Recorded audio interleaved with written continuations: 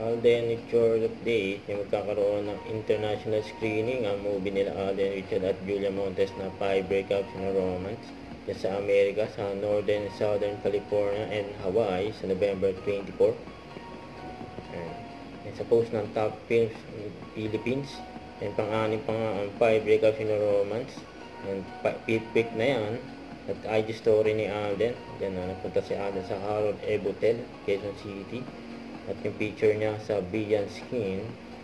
And nakarang araw, umattend ng birthday si Alden ni Ma'am Gemma, yung ka-business partner niya sa Conchas Garden Cafe. Ginanap niya sa Tagaytay Highland. Yan si Alden, naka-sombrero. Nagbigay pa nga ng flowers. Yan pa yung mga picture ni Alden. Yung pag-attend niya ng birthday party. Yan, dami nag-picture dyan kay Alden sa Tagaytay yan.